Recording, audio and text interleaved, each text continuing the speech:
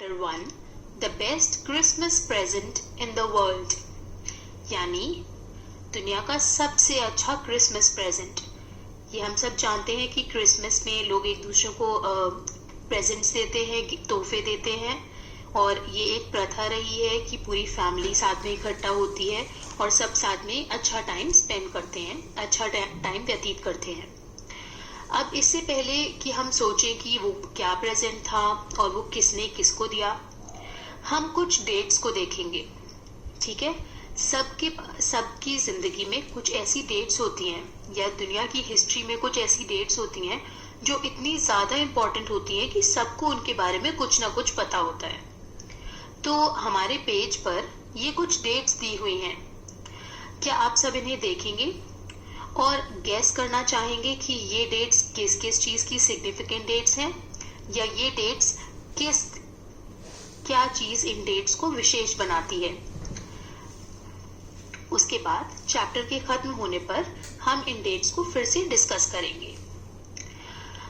हाँ, तो अब जब हम ये चैप्टर स्टार्ट कर रहे हैं तो मैं आपको एक बैकड्रॉप देना चाहती हूँ कि इसमें ये होता है, इस चैप्टर में, कि जो ऑथर है जिन्होंने ये कहानी लिखी है, उनको एक पुरानी कबाड़ की दुकान में एक डेस्क मिलती है, एक राइटिंग डेस्क, जो बहुत खराब कंडीशन में होती है, और वो उस डेस्क को खरीद लेते हैं और फिर उन्हें उसमें कुछ मिलता है।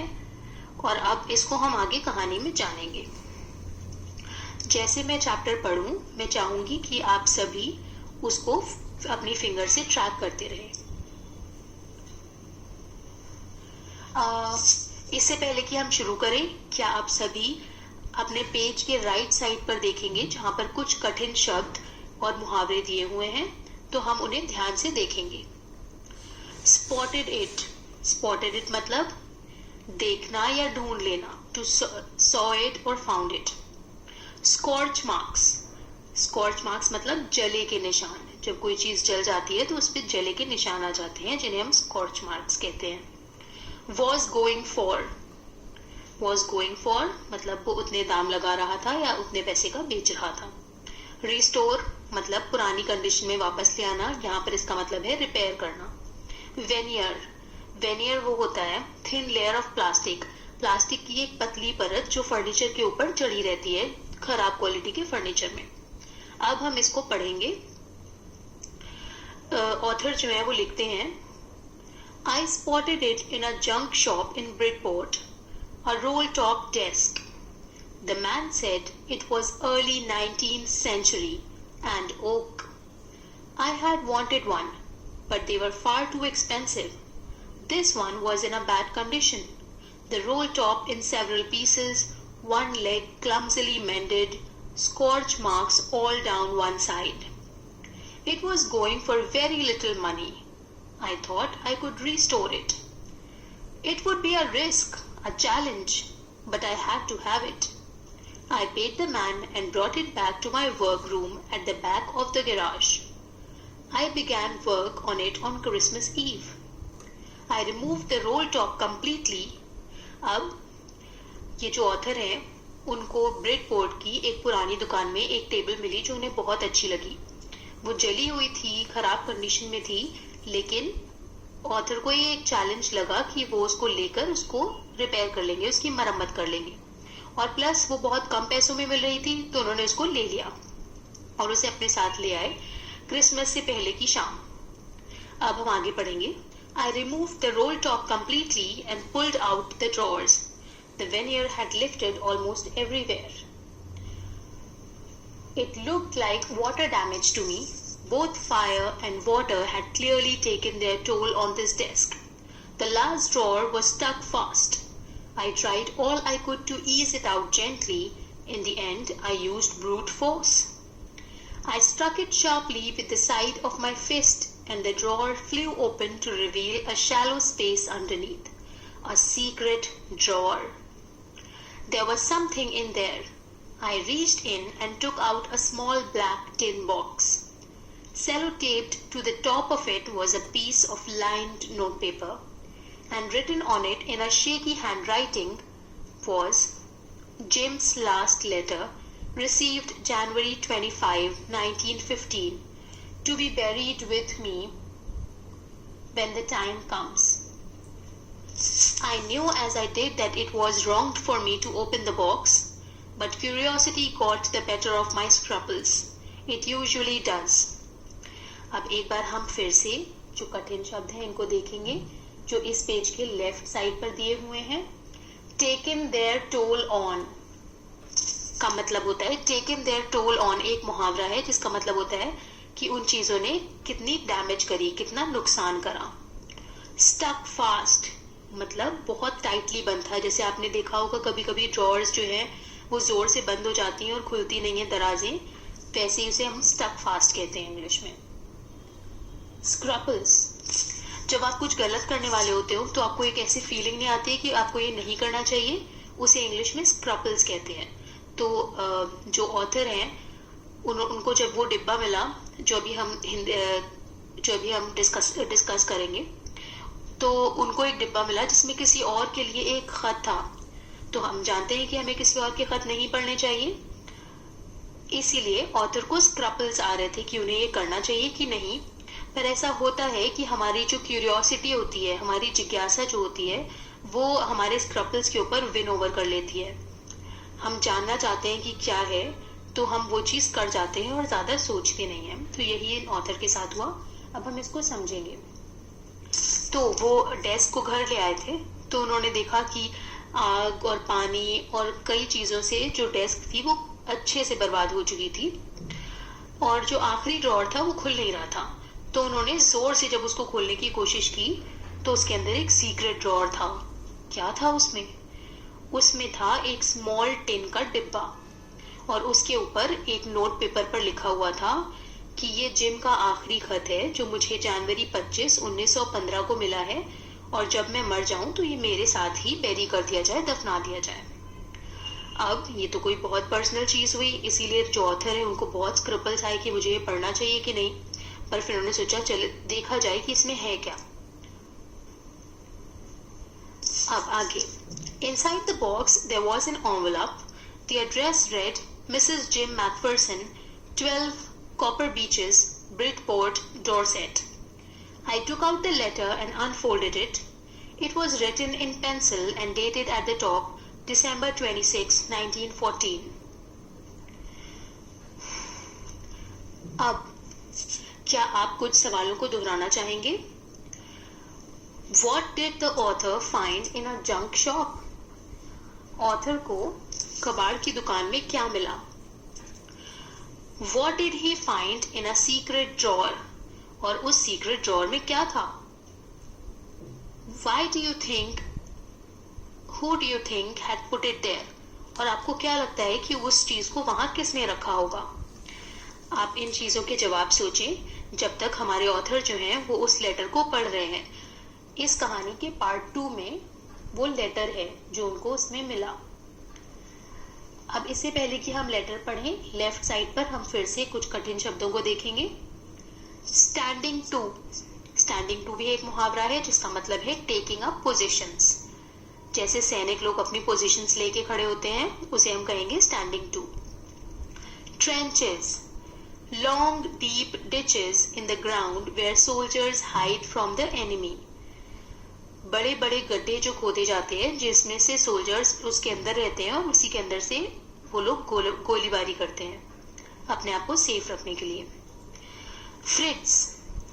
फ्रिट्स एक बहुत कॉमन जर्मन नाम है. तो इंग्लिश लोग जो हैं, ये लड़ाई जो है ब्रिटिश और जर्मन लोगों के बीच हो रही है.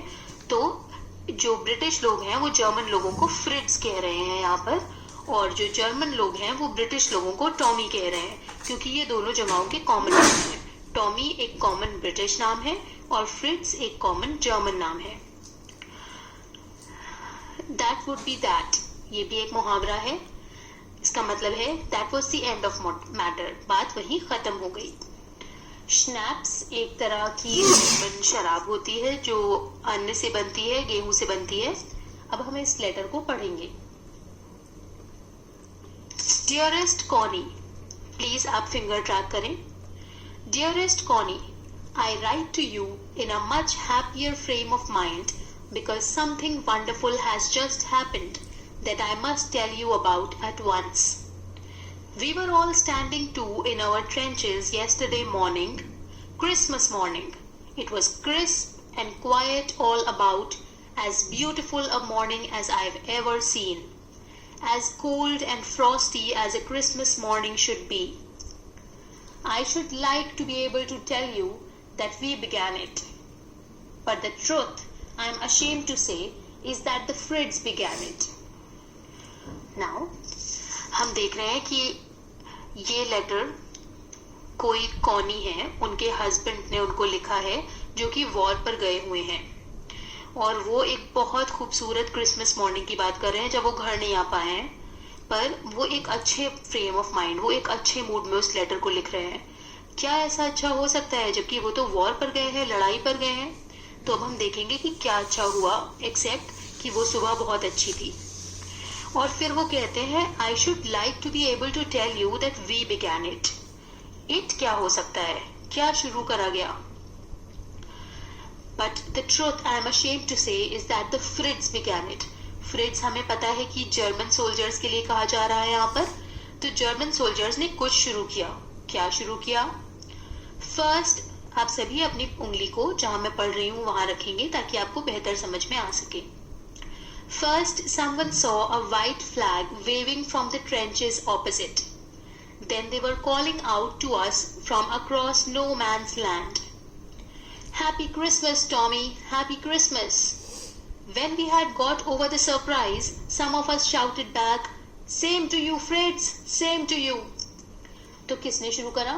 कुछ German soldiers. No man's land होता है जब दोनों जो दो देशों के बीच लड़ाई हो रही है उसके बीच की जो जगह है उसको नो मैन्स लैंड कहते हैं.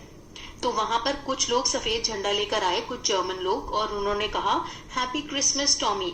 उन्होंने जो ब्रिटिश सोल्जर्स थे उनको विश करा हैप्पी क्रिसमस. तो इधर से भी कुछ सोल्जर्स ने कह दिया सेम टू यू, आपको भी हैप्पी क्रिसमस फ्रेंड्स. पर तब हमने सोचा कि हाँ दैट्स दैट, यहाँ बात खत्म हो गई.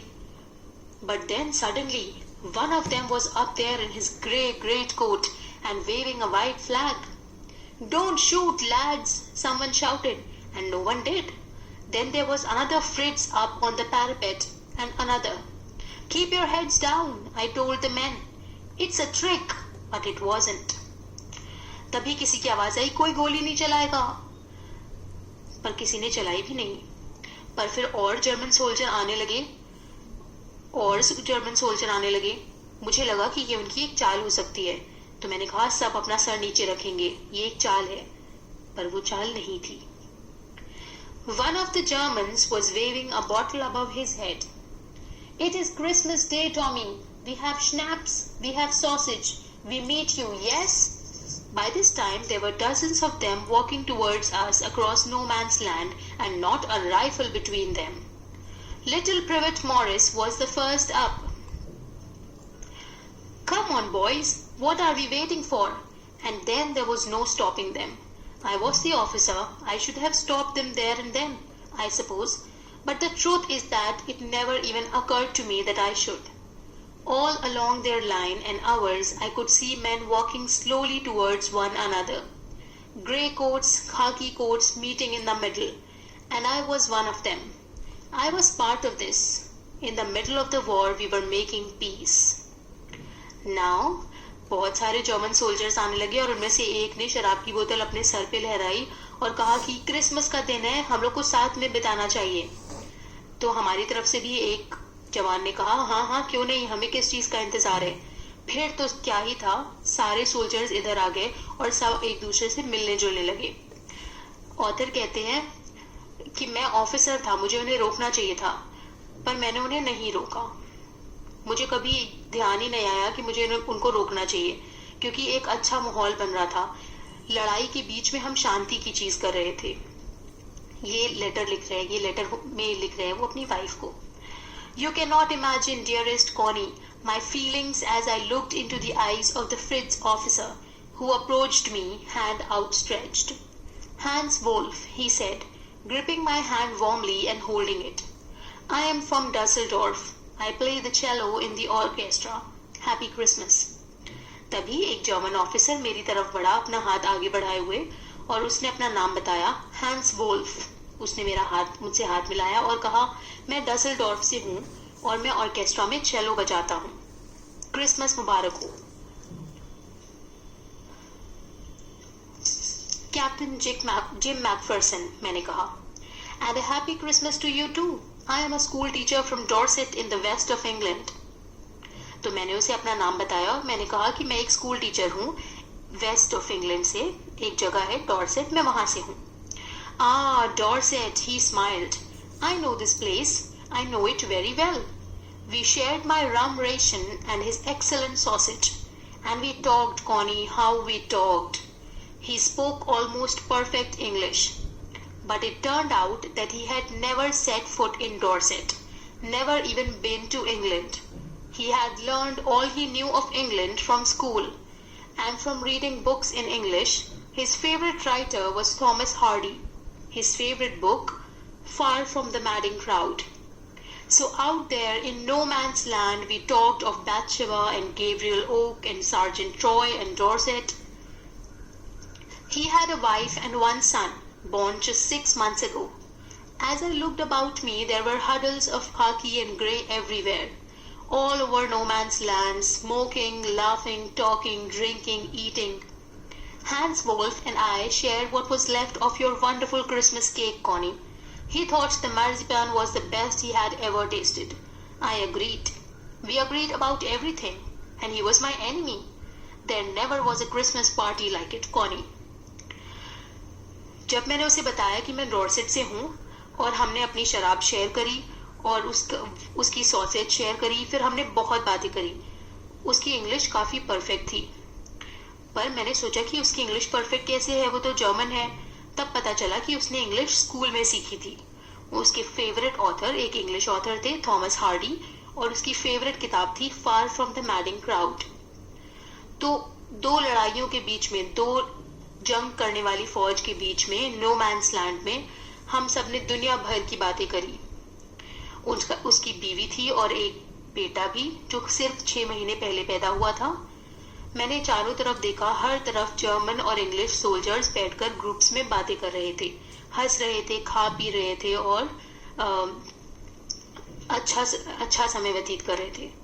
हैंस वोल्फ और मैंने तुमने जो क्रिसमस केक भेजा था वो खाया, उसे वो बहुत पसंद आया।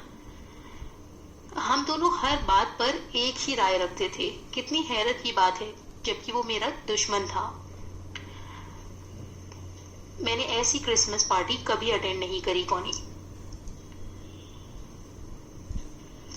Then someone, I don't know who, brought out a football. Great coats were dumped in piles to make goalposts, and the next thing we knew, it was Tommy against Fritz out in the middle of no man's land. Hans Wolf and I looked on and cheered, clapping our hands and stamping our feet to keep out the cold as much as anything. There was a moment when I noticed our breaths mingling in the air between us. He saw it too and smiled. Jim Macpherson, he said after a while, I think this is how we should resolve this war. A football match. No one dies in a football match. No children are orphaned. No wives become widows. तभी पता नहीं कहां से किसी ने एक football बीच में फेंकी। फिर क्या था, दोनों तरफ सब हमने अपने कोट्स की पाइल से अपने कोट्स एक के ऊपर एक रख के गोल पोस्ट बना लिए, जैसे फुटबॉल फील्ड में होते हैं, और ब्रिटेन वर्सेस जर्मनी एक फुटबॉल मैच होने लगा वहां पर। हैंस वोल्फ और मैं साइड में खड़े होकर देखते रहे और हम ताली बजाते रहे और अपने पैर पटकते रहे, क्योंकि बहुत ठंड थी। फिर एक समय ऐसा आया कि हैंस वोल्फ ने मुझसे कहा, जिम मैकफर्सन, मुझे लगता है कि जंगें ऐसे ही होनी चाहिए, फुटबॉल मैच के थ्रू एक फुटबॉल मैच किया जाना चाहिए, क्योंकि एक फुटबॉल मैच में किसी की जान नहीं जाती, कोई बच्चे अनाथ नहीं होते और कोई स्त्रियां विधवा नहीं होती। I would prefer cricket, I told him. Then we Tommies could be sure of winning probably. We laughed at that and together we watched the game. मैंने कहा, पर अब मैं तो फिर क्रिकेट को ज़्यादा प्रेफर करूँगा, मैं क्रिकेट ज़्यादा पसंद करूँगा। ऐसा क्यों कहा उन्होंने? क्योंकि वो ब्रिटिश थे और क्रिकेट ब्रिटेन में ज़्यादा खेला जाता है। Sad to say, Connie, Fritz won 2 goals to 1, but as Hans Wolf generously said, our goal was wider than theirs, so it wasn't quite fair. The time came, and all too soon, when the game was finished, the schnapps and the rum and the sausage had long since run out, and we knew it was all over. I wished Hans well and told him I hoped he would see his family again soon, and the fighting would end, and we could all go home. फिर खेल खत्म हुआ और हमारा खाना पीना काफ़ी पहले ही खत्म हो चुका था, तो हमने सोचा कि अब ये सब खत्म हुआ। मैंने हैंस को बाय बोला, मैंने हैंस को बोला कि मैंने उसे क्रिसमस विश करा और मैंने उससे उम्मीद जताई कि वो अपने घर वापस जा पाए और ये कि लड़ाई खत्म हो और हम सब अपने अपने घर जा सके। I think that is what every soldier wants on both sides, Hans Wolf said. Take care, Jim Macpherson. I shall never forget this moment, nor you. He saluted and walked away from me slowly, unwillingly. I felt he turned to wave just once and became one of the hundreds of grey coat men drifted backwards towards their trenches. और इस तरह सारे German लोग हमें अलविदा बोलकर अपने trenches की तरफ वापस चले गए। That night, back in our dugouts, we heard them singing a carol, and singing it quite beautifully. It was Still Nacht, or Silent Night. Our boys gave them a rousing chorus of While Shepherds Watched. We exchanged carols for a while, and then we all fell silent. We had had a time of peace and goodwill, a time I will treasure as long as I live.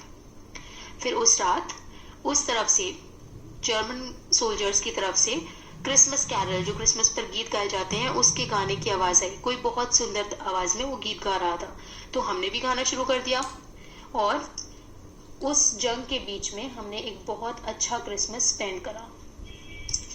Dearest Connie, by Christmas next year, this war will be nothing but a distant and terrible memory.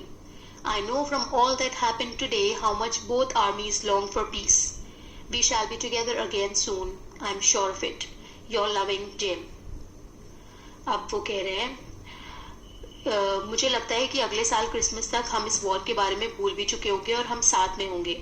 मुझे आज तो ये पता चल ही गया कि सभी soldiers piece चाहते हैं, कोई भी लड़ना नहीं चाहता। योर लविंग जिम, तुम्हारा प्यारा जिम। तो अब हम ये सोचेंगे कि ये लेटर किसने लिखा था और किसको और कब। इसका जवाब आप सोचेंगे। फिर why was the letter written? What was the wonderful thing that had happened? क्या ऐसी अच्छी चीज हुई थी जिसको बताने के लिए ये लेटर लिखा गया था? इस सब का जवाब आप अपने दिमाग में सोचेंगे। What jobs did Hans Wolf and Jim Macpherson have when they were not soldiers? जब हैंस वोल्फ और जिम मैकफरसन सोल्जर्स नहीं थे तो वो क्या थे अपनी रोजाना की जिंदगी में? अगला सवाल, Had Hans Wolf ever been to Dorset? Why did he say he knew it? क्या हैंस वोल्फ कभी डॉर्सेट आए थे? अगर नहीं आए थे तो उन्होंने ये क्यों कहा कि वो डॉर्सेट के बारे में जानते थे? आखिरी, क्या आपको लगता है कि जिम मैकफरसन वॉर से वापस आ पाए थे? अगर आपको लगता है कि वो आ पाए थे तो क्यों लगता है, और अगर आपको लगता है कि नहीं आ पाए थे तो ऐसा क्यों लगता है? अब हम चलेंगे इस पार्ट के, इस चैप्टर के आखिरी हिस्से की तरफ। हम जानते हैं कि हमारे ऑथर को ये लेटर मिला है जो कोई दो अनजान लोगों ने लिखा है। एक पति ने अपनी पत्नी को लिखा है वॉर टाइम से और उन्होंने वो लेटर पढ़ लिया है। अब आगे हम फिर से कठिन शब्दों को देखेंगे। बर्न्ड आउट, बर्न्ड आउट मतलब जो आग से जलकर बर्बाद हो जाए, destroyed by fire. Boarded up, boarded up मतलब कवर्ड विद वुडन बोर्ड्स। जैसे कोई पुराने घर वर होते हैं और वो गिर जाते हैं तो उनको ऐसे उनकी विंडोज को बोर्ड अप कर दिया जाता है ताकि कोई अंदर लोग न जाए। मडल हेडेड, मडल हेडेड कुछ लोग हो जाते हैं बुढ़ापे में तो वो कंफ्यूज रहते हैं। ठीक है, तो अब हम पढ़ेंगे, आप लोग फिर से फिंगर ट्रैक करें, ये बहुत ही अच्छी कहानी है। I folded the letter again and slipped it carefully back into its envelope. I kept awake all night. By morning, I knew what I had to do. I drove into Bridport, just a few miles away. I asked a boy walking his dog where Copper Beeches was. House number 12 turned out to be nothing but a burnt out shell, the roof gaping, the windows boarded up. I knocked at the house next door and asked if anyone knew the whereabouts of a Mrs. Macpherson. "Oh, yes," said the old man in his slippers. He knew her well. "A lovely old lady," he told me. A bit muddle-headed, but at her age she was entitled to be, wasn't she? 101 years old. She had been in the house when it caught fire. No one really knew how the fire had started, but it could well have been candles. She used candles rather than electricity, because she always thought electricity was too expensive. The fireman had got her out just in time. She was in a nursing home now, he told me. Burlington House on the Dorchester Road on the other side of town. तो मैं वो खत लेकर सो गया और मुझे रात भर नींद नहीं आई. मैं सुबह उठा और मुझे पता था कि मुझे क्या करना है. क्या आप गैस कर सकते हैं? मुझे लगता है कि वो लेटर देने गए होंगे उनको, क्योंकि उस पर एड्रेस लिखा हुआ था.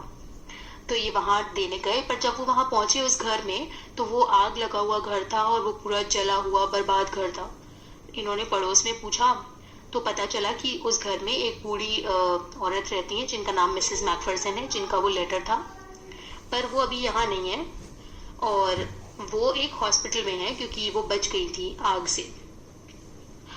किसी को पता नहीं कि आग कैसे लगी, पर उनको लग रहा था कि कैंडल से, क्योंकि मिसेस मैकफरसन इतनी बूढ़ी थी, उन्हें लगता था कि इलेक्ट्रिसिटी बहुत महंगी है, तो वो कैंडल्स ही यूज करती थी, मोमबत्तियां यूज करती थी.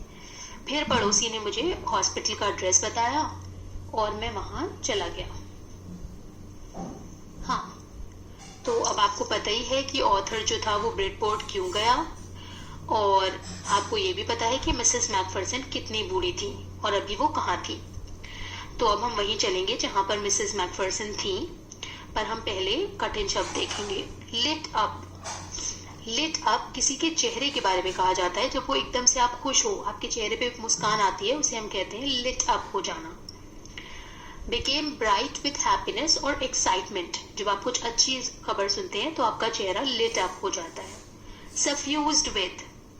सफ्यूज्ड विथ मतलब आपके चेहरे पर खुशी का एक भाव आ जाना. अब हम आगे पढ़ेंगे.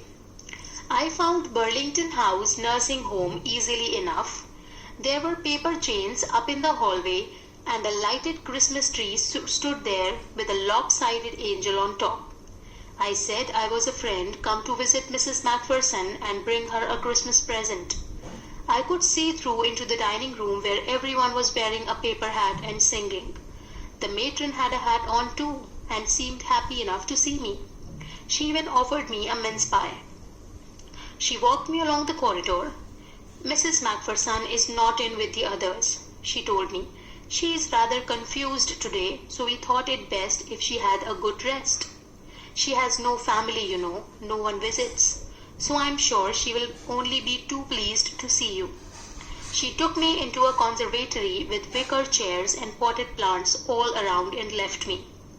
तो जब हमारा ऑथर ये जो हॉस्पिटल पहुंचे तो इन्होंने देखा कि वहां चारों तरफ क्रिसमस का माहौल था. लोग रंग बिरंगी टोपियां पहने क्रिसमस सेलिब्रेट कर रहे थे. नर्स ने जब मुझे देखा तो उसने मुझे भी सेलिब्रेशन में आने की दावत दी. मैंने बताया कि मैं मिसेस मैकफरसन से मिलने आया हूँ, तो मुझे मालूम हुआ कि मिसेस मैकफरसन सबके साथ नहीं है क्योंकि वो बहुत कंफ्यूज फील कर रही हैं, तो नर्स ने उनको रेस्ट करने के लिए भेज दिया है. नर्स ने मुझे ये भी बताया कि उनकी कोई फैमिली नहीं है, तो वो बहुत दुखी है. मैं उनका वेट करने लगा और फिर वो आई. The old lady was sitting in a wheelchair, her hands folded in her lap. She had silver white hair pinned into a wispy bun. She was gazing out at the garden. Hello, I said. She turned and looked up at me vacantly. Happy Christmas, Connie, I went on. I found this. I think it's yours. As I was speaking, her eyes never left my face. I opened the tin box and gave it to her. That was the moment her eyes lit up with recognition, and her face became suffused with a sudden glow of happiness. I explained about the desk, about how I had found it, but I don't think she was listening. फिर जो Connie थी, Mrs McPherson, वो एक wheelchair में आई और बहुत बूढ़ी थी. मैंने उनको बताया कि मैंने उनको क्रिसमस विश करा. फिर मैंने कहा कि मुझे ये मिला है, मुझे लगता है ये आपका है. मैंने उनको बॉक्स दिया. उन्होंने सिर्फ वो मेरा चेहरा देखती रही, उन्होंने बॉक्स को देखा ही नहीं. और फिर जब उन्होंने बॉक्स को देखा तो उनके चेहरे पर एक खुशी का भाव आ गया. मैं उनको बताने लगा कि मुझे ये डेस्क कहाँ मिली और फिर मुझे ये डिब्बा कैसे मिला, पर मुझे नहीं लग रहा था कि वो मेरी कोई भी बात सुन रही थी. For a while she said nothing but stroked the letter tenderly with her fingertips. Suddenly she reached out and took my hand. Her eyes were filled with tears. You told me you would come home by Christmas, dearest, she said. And here you are, the best Christmas present in the world. Come closer, Jim dear. Sit down. I sat down beside her and she kissed my cheek. I read your letters so often, Jim, every day. I wanted to hear your voice in my head. It always made me feel you were with me. And now you are. Now you are back. You can read it to me yourself. Would you do that for me, Jim dear? I just want to hear your voice again. I'd love that so much. And then perhaps we'll have some tea. I've made you a nice Christmas cake, marzipan all around. I know how much you love marzipan. फिर उन्होंने वो letter मुझसे ले लिया और मेरा हाथ पकड़ा और मुझसे कहा, मुझे पता था तुम वापस आ जाओगी क्रिसमस तक, और तुम आ गए हो. उनको लगा कि उनके हस्बैंड वापस आ गए हैं, क्योंकि जो ऑथर थे वो उनके हस्बैंड से मिलते होंगे जब उनकी डेथ हुई उस वक्त पर. फिर उन्होंने कहा कि अब तुम आ ही गए हो तो तुम अपना लेटर खुद ही पढ़ के सुना दो, और उसके बाद मैं इसको चाय बनाऊंगी और तुम्हारा फेवरेट क्रिसमस केक भी. ये कहानी लिखी है माइकल मॉर्टबर्गो ने. और अब हम कुछ सवाल पूछेंगे. कॉनी मैकफरसन को क्या लगा कि कौन उनका विजिटर है, और हमें ये कैसे पता चला कि जो विजिटर था, हमारे ऑथर थे, उन्होंने अपनी आइडेंटिटी छुपाने की कोशिश नहीं की. अब आगे कुछ सवाल हैं जिनको आप पढ़कर उनका जवाब देंगे. ये कुछ सवाल हैं जैसे, आपको क्या लगता है कि कितने समय तक कॉनी ने अपने हस्बैंड का लेटर रखा? आपको अपने जवाब के लिए रीजंस देने पड़ेंगे कि कब लेटर आया था, उसका साल दिया हुआ है, और अब कॉनी की एज क्या है. दूसरा सवाल, why do you think the desk had been sold? आपको क्यों लगता है कि वो जो मेज थी उसको बेच दिया गया था, और क्यों? तीसरा सवाल, Why do Jim and Hans think that games or sports are good ways of resolving conflicts? Gym और हैंस को ऐसा क्यों लगता है कि खेल कर मामले सुलझाना एक अच्छा तरीका है? हैंस ने कुछ कहा था, वो आपको याद होगा, वही उसका जवाब है. और क्या आप उससे अग्री करते हैं? Do you think the soldiers of the two armies are like each other or different from each other? Find evidence from the story to support your answer. क्या आपको लगता है कि दोनों जो फौजी हैं उनके सोल्जर्स एक ही तरह के हैं? आपको कहानी में से इस बात को सपोर्ट करने के लिए चीजें ढूंढनी होंगी. पांचवा सवाल, mention the various ways in which the British and the German soldiers became friends and find things in common at Christmas. आपको कहानी में ढूंढना है कि कैसे ब्रिटिश और जर्मन सोल्जर दोस्त बन गए, और क्रिसमस में ऐसी क्या चीज है जो सब जगह कॉमन है, सब जगह एक सी है, चाहे आप ब्रिटिश हो या जर्मन. छठा सवाल, what is Connie's Christmas present? Connie का क्रिसमस प्रेजेंट क्या है? वो लेटर, वो डिब्बा, या जो इंसान उसे लेकर आया है? और वो दुनिया का बेस्ट क्रिसमस प्रेजेंट क्यों है? सातवां सवाल, do you think the title of this story is suitable for it? Can you think of any other title? क्या आपको लगता है कि इस कहानी का शीर्षक इस बिल्कुल सही है? और अगर है या नहीं है तो इससे बेहतर क्या हो सकता है? Thank you so much.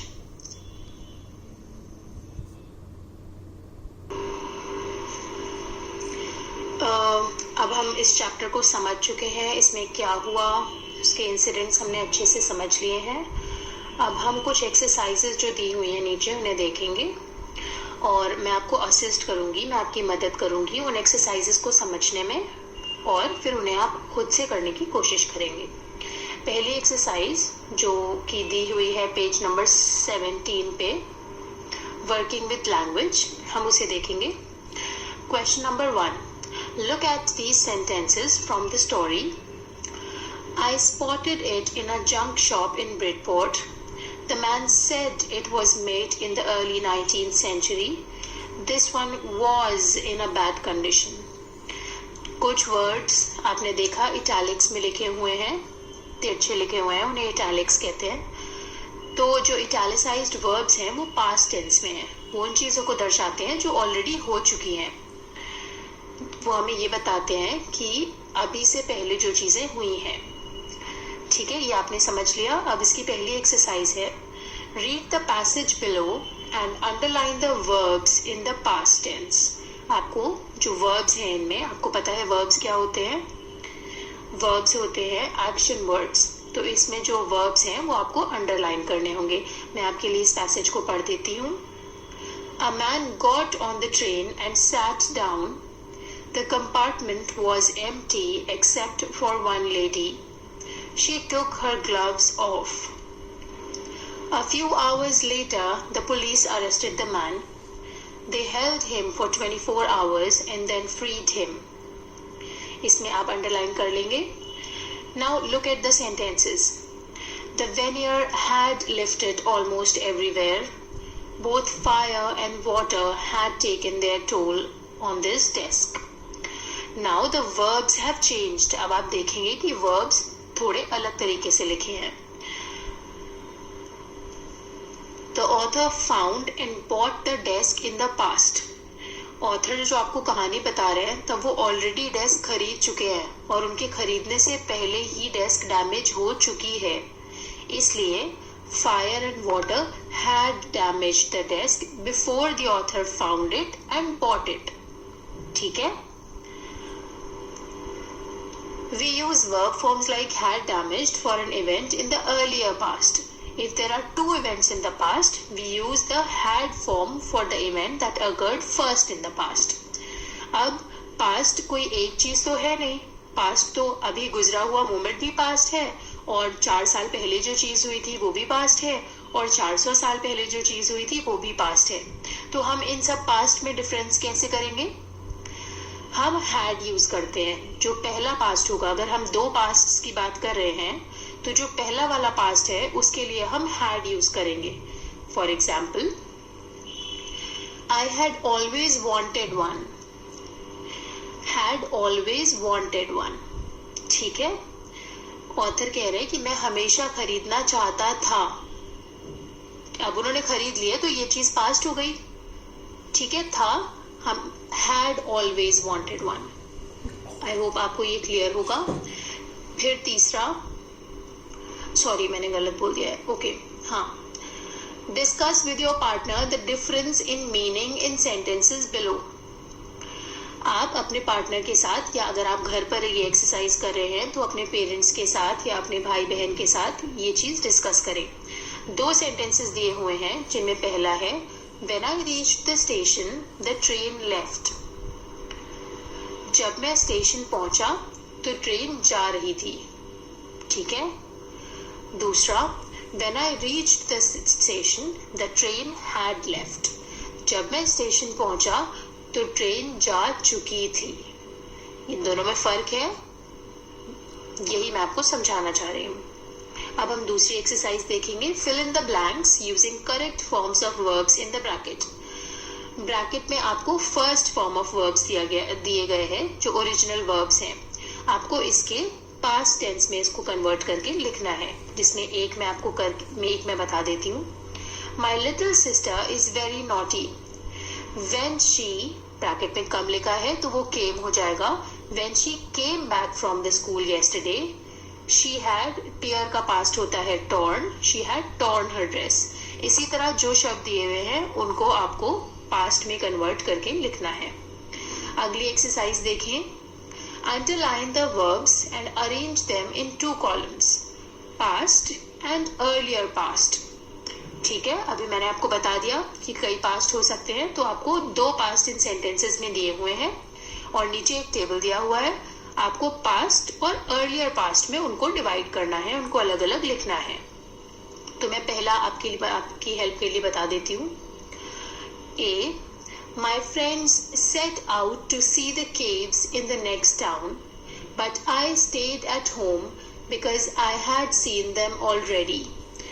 तो यहाँ पर past होगा stayed, stayed, और earlier past होगा had seen. ठीक है, ऐसे ही आप बाकी के sentences में भी करेंगे. अगला क्वेश्चन देखें, dictionary work. By the end of the journey, we had run out of drinking water. Look at the verb run out in this sentence. It's a phrasal verb. It has 2 parts, a verb and a preposition or an adverb. Phrasal verbs often have meanings that are different from the meanings of their past parts. अब क्या होता है, कुछ verbs ऐसे होते हैं जिनको एक preposition या एक adverb के साथ मिलाकर मुहावरा बना दिया जाता है. phrasal verb बोलते हैं हम उन्हें. ठीक है, उनको आप ऐसे पहचान सकते हैं कि उन दोनों वर्ड्स के अलग अलग मीनिंग जब आप देखेंगे तो उनका वो मीनिंग नहीं होगा जो कंबाइंड है. फॉर एग्जाम्पल, रन का मतलब है दौड़ना और आउट का मतलब है बाहर, लेकिन यहाँ पर मुहावरे का मतलब रन आउट का मतलब है खत्म हो जाना. ऐसे ही कुछ और दिए हुए हैं, वो आपको कहानी में ढूंढने हैं. जैसे बर्न आउट, यहाँ बर्न का मतलब होता है जलना और आउट का मतलब होता है बाहर, लेकिन बर्न आउट का मतलब होता है आपकी एनर्जी खत्म हो जाना, बर्न आउट. ठीक है, ऐसे ही बाकी मुहावरे हैं.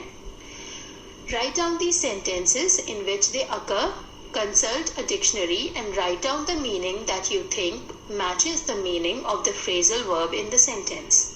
अब आपको ये सेंटेंसेस कहानी में से ढूंढने हैं जिनमें ये फ्रेजल वर्ब्स आए हैं और उन्हें लिख देना है. फिर एक डिक्शनरी में देखकर आपको फ्रेजल वर्ब्स जो है उनका मीनिंग देखकर उसको एक सेंटेंस में यूज करना है. अगला सवाल है, अगला आपका एक्सरसाइज है noun phrase. Read the following sentences. I took out a small black tin box. The phrase in italics is a noun phrase. Small black tin box. ये फ्रेज क्यों है? क्योंकि ये नाउन है, इनमें नाउन बॉक्स है क्योंकि बॉक्स एक चीज है. उसके पहले 3 एडजेक्टिव्स हैं जो बॉक्स के बारे में हमें बताते हैं कि box was small, box was black and box was made of tin. अगले पेज पर अगर आप आएंगे तो आप ये नोटिस करिए कि किस ऑर्डर में एडजेक्टिव्स आ रहे हैं. उसी ऑर्डर में एडजेक्टिव्स को यूजुअली लिखा जाता है. सबसे पहले साइज, हमें पता है कि बॉक्स स्मॉल था. फिर कलर, बॉक्स ब्लैक था. फिर मटेरियल, जिसका वो बना हुआ है, यानी tin. We rarely use more than 4 adjectives before a noun and there is no rigid order in which they are used. Though there is a preferred order of modifiers or adjectives in a noun phrase as given below. हालांकि किसी भी noun को 4 से ज्यादा adjectives में नहीं define करते हैं एक सेंटेंस में. जैसे हम एक चीज के बारे में बताते ही नहीं रहेंगे, हम 4 से ज्यादा एडजेक्टिव्स नहीं यूज करेंगे. और ऐसा कोई रूल नहीं है कि आप पहले क्या लिखिए, लेकिन एक प्रिफर्ड ऑर्डर है. एक ऑर्डर है जिसपे सब यूजुअली लिखते हैं एडजेक्टिव्स को, जो कि नीचे दिया हुआ है. आपके हेडिंग्स दी हुई है डिटरमाइनर, फिर मॉडिफायर 1 जो है ओपिनियंस या फीलिंग्स, मॉडिफायर 2 साइज, शेप और age, modifier 3 colour, modifier 4 material और head word woman, man, table और chair. Okay, so what can we say? A nice or a beautiful old dark silk chair, right? तो इस तरह से हम लिख सकते हैं. या फिर a beautiful young dark okay cotton, I mean it can not be a man, but I was just trying to give you an example कि इस ऑर्डर में लिखते हैं, पहले ओपिनियन या आपकी जो फीलिंग है उसके बारे में, फिर उसकी जो साइज, शेप या एज है, फिर कलर, फिर मटेरियल और फिर जो भी आपका नाउन है. Exercise 4. The table below contains a list of nouns and some adjectives. Use as many adjectives as you can to describe each noun. You might come up with some funny descriptions. Okay? Now, there are 4 nouns given: elephant, face, building, water. Right? And some adjectives are given in a group. So, what all adjectives can you use to describe an elephant from this? Okay? What all adjectives can you use to describe a face? What all adjectives can you use to describe a building and water? Moving on, आगे बढ़ते हुए, speaking. इसमें पहला सवाल है, in groups discuss whether wars are a good way to end conflicts between countries. Then present your arguments to the whole class. आप groups बनाकर, अगर आप घर पर ये एक्सरसाइज कर रहे हैं तो आप और आपके दोस्त या भाई बहन इसको डिस्कस करें कि क्या वॉर, क्या युद्ध एक झगड़ों को सुलझाने का सही तरीका है, और फिर जो भी आपके व्यूज हैं उनको दूसरों के साथ शेयर करिए, और जो दूसरों के व्यूज हैं उनको पेशेंटली सुनने की कोशिश करिए, क्योंकि स्पीकिंग और लिसनिंग स्किल्स जो होती हैं वो साथ में होती हैं. You can not be a good speaker if you are not a good listener. तो अगर आप चाहते हैं कि लोग आपकी बात अच्छे से सुने तो आपको पहले वो चीज करनी होगी. दूसरा सवाल है, what kind of presents do you like and why? What are the things you keep in mind when you buy presents for others? Discuss with your partner. For example, you might buy a book because it can be read and reread over a period of time. आपको किस तरह के तोहफे पसंद हैं और क्या आपने कभी सोचा है कि ऐसा क्यों है? और आप क्या सोचते हैं जब आप दूसरों के लिए तोहफे खरीदने जाते हैं? ये आपको डिस्कस करना है. फॉर एग्जाम्पल, यहाँ इन्होंने कहा है कि ऐसा हो सकता है कि आप जब अपने दोस्त को तोहफा दें तो आप किताब खरीदते हो, ये सोचकर कि उसको वो पढ़ेगा और फिर उसको वो दोबारा भी पढ़ सकता है जब उसका मन करे, या आप उसको कोई कपड़ा दे सकते हैं ये सोचकर कि वो पहनेगा तो वो याद रखेगा कि आपने उसे वो गिफ्ट किया था. ठीक है, तो ऐसे कोई भी रीजन हो सकता है. अगले पेज पर राइटिंग, जिसमें पहला सवाल है, imagine that you are Jim. You have returned to your town after the war. In your diary, record how you feel about the changes you see and the events that occur in your town. You could begin like this. 25 December 1919. It's Christmas Day today, but the town looks so and so. तो पहला जो आपको writing, creative writing का topic दिया है वो ये है कि आपको इमेजिन करना है कि आप जिम हैं. आप सबको पता है जिम कौन थे? जिम जिन्होंने वो लेटर लिखा था कॉनी के हस्बैंड जो वॉर पर गए थे, कैप्टन जिम मैकफर्सन. तो आप वापस आ गए हैं अपने शहर वॉर के बाद, और आप अपनी डायरी में रिकॉर्ड कर रहे हैं कुछ इवेंट्स, कुछ चेंजेस जो आप देख रहे हैं कि आपकी गैर मौजूदगी में आपके शहर में हुए हैं. ठीक है, तो आप ऐसे लिख सकते हैं कि आज क्रिसमस है लेकिन आज मुझे शहर ऐसा ऐसा लग रहा है. यहाँ से आप शुरू कर सकते हैं और इमेजिन करें कि आप क्या लिखेंगे. या फिर आप दूसरा सवाल कर सकते हैं जो दिया हुआ है, suppose you are the visitor, you are in a dilemma. You don't know whether to disclose your identity and disappoint the old lady, or let her believe that her dear Jim has come back. Write a letter to a friend highlighting your anxiety, fears and feelings. अब suppose you are the visitor. आपको ये फर्ज करना है कि आप वो visitor हैं जो कॉनी से मिलने गए थे, उनको लेटर देने गए थे. तो आप क्या करेंगे? आप थोड़ा परेशान हैं. आप क्या करेंगे? आपको समझ नहीं आ रहा कि आप या तो कॉनी को बता दें कि आप असली में उनके हस्बैंड नहीं हैं पर उससे वो डिसअपॉइंट होंगी, या फिर उनको ये मानने दें कि आप ही जिम हैं और आप वापस आ गए हैं. तो आपको अपना ये डिलेमा, ये जो आपकी दुविधा है, इसको एक लेटर अपने फ्रेंड को लिखना है जिसमें आपको ये दुविधा बतानी है. इन दोनों में से आपको एक चीज करनी है. दूसरा, Given below is the outline of a story. Construct the story using the outline. इसमें आपको एक स्टोरी की आउटलाइन दी हुई है जो आप पढ़ेंगे तो आपको समझ में आएगा, और उसमें जो ब्लैंक्स दिए हुए हैं उसमें आप अपनी क्रिएटिविटी से उसको फिल कर सकते हैं और इसे एक कहानी बना सकते हैं। अब नीचे 2 कोट्स दिए हुए हैं, जिसमें से जो नीचे वाला है वो मेरी फेवरेट बुक में से है। अगर आप सबको मौका मिले तो ये बुक पढ़िएगा एरिक मारिया रिमार्क की, जिसका नाम है all quite on the western front. ये वॉर के बारे में है बुक, बहुत मोटी नहीं है तो आप सब पढ़ सकते हैं। इसको पढ़ने की कोशिश करिएगा। पहला कोट है, war is the greatest plague that can afflict humanity. It destroys religion, it destroys states, it destroys families. Martin Luther एक अमेरिकन लीडर थे जिन्होंने ये कहा है कि वॉर एक तरह की बीमारी है जो पूरी ह्यूमैनिटी को अफेक्ट करती है। जैसे ऐसे बीमारियां कुछ लोगों को अफेक्ट करती है, वॉर एक ऐसी बीमारी है, ऐसा प्लेग है जो पूरी ह्यूमैनिटी, पूरी इंसानियत को अफेक्ट करता है। मार्टिन लूथर कह रहे हैं it destroys religion, destroys states and destroys families. दूसरा कोट है, this book is to be neither an accusation nor a confession, and least of all an adventure. For death is not an adventure to those who stand face to face with it. It will try simply to tell of a generation of men who, even though they may have escaped the shells, were destroyed by the war. अगर आपको मौका पड़े तो आप ये किताब ज़रूर पढ़ें। ये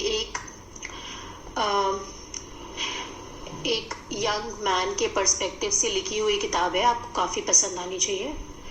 तो यहाँ हमारा चैप्टर कंप्लीटली ख़त्म हुआ। Thank you so much.